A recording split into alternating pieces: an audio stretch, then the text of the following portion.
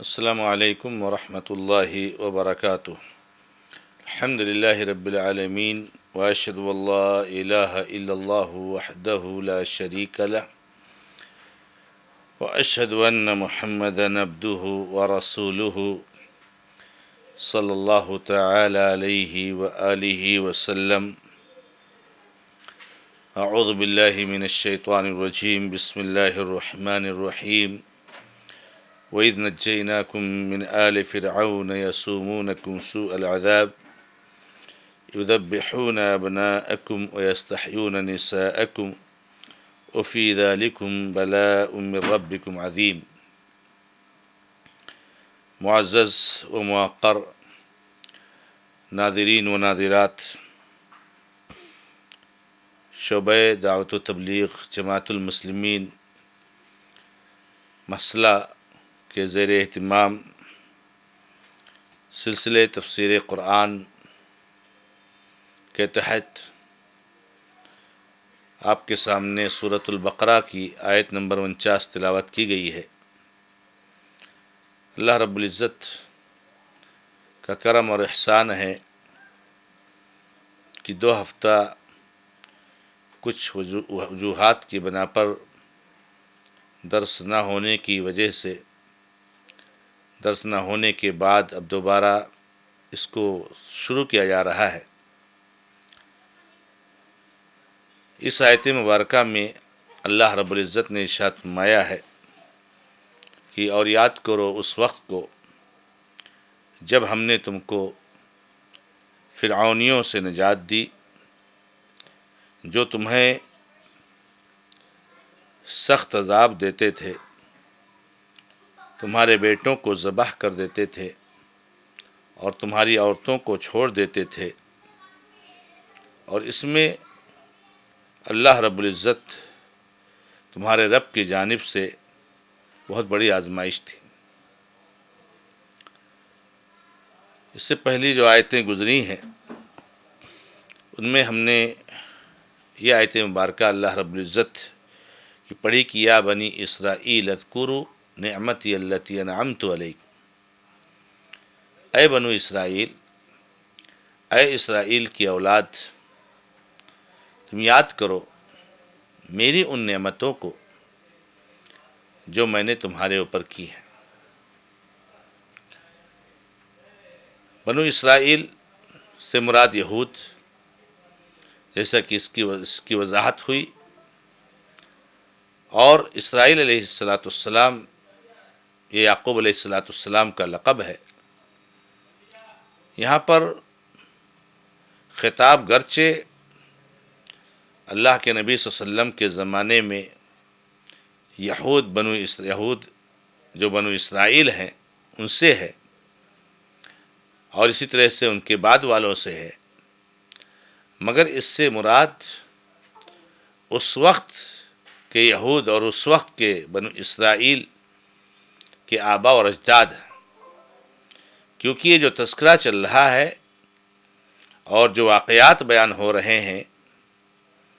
وہ ان کے آباء اور اجداد سے متعلق ہیں جو موسیٰ علیہ السلام کے زمانے میں پائے جاتے تھے۔ تو اللہ تبارک و تعالیٰ نے بنو اسرائیل کو اس بات کی تلقین کی کہ میری نعمتوں کو یاد کرو۔ اب وہ کون سی نعمتیں ہیں؟ اللہ رب العزت ان کو تھوڑی تفصیل کے ساتھ ایک ایک نعمتوں کو بیان فرما رہے ہیں۔ ان میں سے ایک نعمت جس کا تذکرہ اس آیت مبارکہ میں ہے کہ اللہ تعالیٰ فرماتے ہیں کہ ہم نے تم کو آل فرعون سے، فرعون اور اس کے متبعین سے نجات دی جو تمہیں سخت سے سخت عذاب دیتے تھے، تمہارے بیٹوں کو ذبح کر دیتے تھے اور تمہاری عورتوں کو چھوڑ دیتے تھے۔ یہ جو مصیبت کا ماحول تھا اور یہ جو مصیبت کا عالم تھا، اس سے اللہ تبارک و تعالیٰ نے تمہیں آگے چل کر کے نجات دے دی۔ اس سلسلے میں جو تفسیرات موجود ہیں وہ یہ ہیں کہ یوسف علیہ السلام جب مصر آئے اور پھر عزیز مصر نے انہیں اپنا وزیر بنایا، خزانے کا ذمہ دار بنایا، اور پھر بعد میں آخر میں جا کر کے جو ان کے سارے گھر والے، ان کے والد یعقوب علیہ السلام، ان کے بھائی اور سارے خاندان کو لے کر کے مصر میں آئے، تو وہاں مصر میں اسرائیلیوں کی رہائش اور ان کے آباد ہونے کا یہ پہلا موقع تھا۔ تو وہاں پر وہ آباد ہوئے، اور پھر یہ سلسلہ چلتا رہا یہاں تک کہ یوسف علیہ السلام کا انتقال ہوا، عزیز مصر جو اس وقت تھے ان کا بھی انتقال ہو گیا، اور یہ سلسلہ چلتا رہا یہاں تک کہ اسرائیلیوں کی نسل بڑھتی رہی اور لوگ زیادہ ہوتے رہے۔ تو جو بعد کے بادشاہ مصر کے آئے، اور یہ ہمیں اور آپ کو معلوم ہے کہ مصر کے بادشاہ کا لقب ہوا کرتا تھا فرعون، یہ اس وقت جو مصر کے بادشاہ ہوا کرتے تھے ان کا لقب ہوتا تھا۔ کوئی بھی بادشاہ بنتا تھا اس کا نام فرعون نہیں ہوتا تھا، بلکہ وہ لقب ہوتا تھا، نام ان کے الگ الگ ہوتے تھے۔ اسی لیے موسیٰ علیہ السلام کہ بچپن میں ان کے پیدائش کے وقت جو بادشاہ تھے وہ الگ تھے، اور بعد میں جو بادشاہ ہوئے وہ الگ تھے، لیکن دونوں کو سب کو فرعون کہا جاتا ہے۔ تو فرعون جو بادشاہ تھا اس وقت مصر کا، اس کو اسرائیلیوں سے، بنو اسرائیل سے خوف ہوا، اور اسے ڈر محسوس ہوا کہ یہ آہستہ آہستہ اس طریقے سے ان کی آبادی بڑھتی جائے گی اور ان کی نسلیں بڑھتی جائیں گی، تو یہ آہستہ آہستہ یہ ہمارے اوپر قابض ہو جائیں گے اور ہم کو ہمارے ملک سے بے دخل کر دیں گے۔ اور بعض روایتوں سے پتہ چلتا ہے اور بعض تفسیروں سے پتہ چلتا ہے کہ بادشاہ نے خواب دیکھا تھا، اور خواب یہ دیکھا تھا کہ ایک بچہ پیدا ہونے والا ہے جو آگے چل کر کے بادشاہ کی بادشاہت کا تختہ پلٹ دے گا، یعنی موسیٰ علیہ السلام کے بارے میں۔ تو ایک تو یہ اسرائیلیوں کی بڑھتی آبادی، اور پھر بادشاہ کا یہ خواب دیکھنا، اور بعض یہ بھی کہتے ہیں کہ بادشاہ کو اس کے بعد نجومیوں نے اور درباریوں نے یہ جو ہے کیا نام ہے پیشین گوئی کی تھی، یا یہ کہا تھا کہ ایک ایسا بچہ پیدا ہونے والا ہے جو تمہاری بادشاہت کا تختہ پلٹ دے گا۔ تو یہ جو کیا نام ہے بادشاہ نے کو یہ اندازہ ہوا اور یہ پتہ چلا، یا اس کو ایسا کہا گیا اور اس کو خواب میں نظر آیا، جو بھی کچھ ہو اللہ تعالیٰ ہی حقیقت کو جانتا ہے۔ بہرحال بادشاہ کو جب یہ پتہ چلا تو بادشاہ نے بہت سخت جو ہے رویہ اپنایا اور بہت سخت اقدام کیا کہ ایسا کوئی بچہ ہم پیدا ہو کر کے زندہ نہیں رہنے دیں گے جو ہماری بادشاہت کا تختہ پلٹے۔ تو یہی اللہ رب العزت نے فرمایا ہے کہ یذبحون ابناءکم ویستحیون نساءکم، تمہارے بیٹوں کو ذبح کر دیتے تھے اور بیٹیوں کو چھوڑ دیتے تھے۔ تو بادشاہ نے یہ حکم دے دیا پورے ملک میں کہ آج سے جو بھی بچہ پیدا ہوگا اس کی گردن مار دی جائے گی، اس کی گردن مار دی جائے گی اور اس کو ذبح کر دیا جائے گا، تاکہ جب کوئی بچہ بچے گا ہی نہیں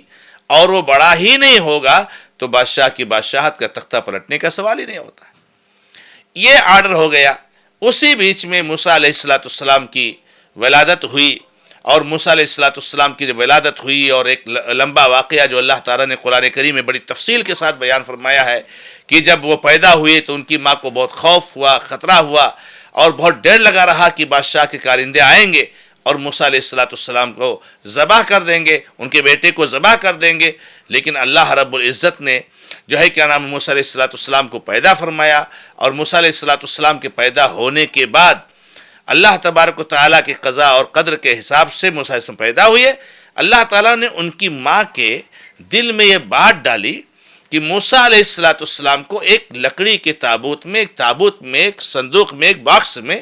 بند کر کے ان کو سمندر میں بہا دیا جائے، سمندر میں چھوڑ دیا جائے۔ تو موسیٰ علیہ السلام کی ماں نے ایسا ہی کیا، اور موسیٰ علیہ السلام کو ایک باکس میں بند کر کے سمندر میں چھوڑ دیا، اور اللہ رب العزت کی تقدیر اور اللہ رب العزت کا قضا اور اللہ رب العزت کا فیصلہ ایسا ہوا کہ وہ باکس جا کر کے فرعون کے شاہی محل کے پاس لگا،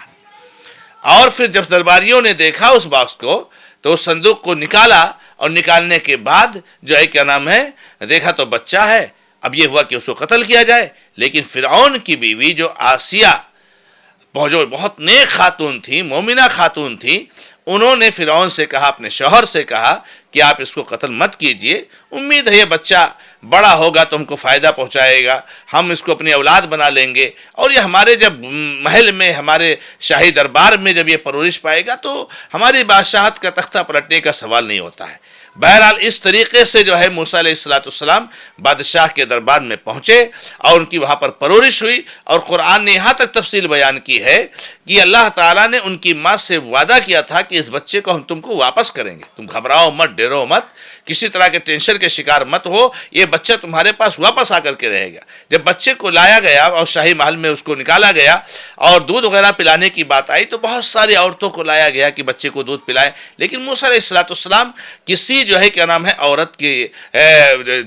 پستان کو منہ نہیں لگاتے تھے دودھ پینے کے لیے، وہ دودھ ہی نہیں پیتے تھے۔ اور موسیٰ علیہ السلام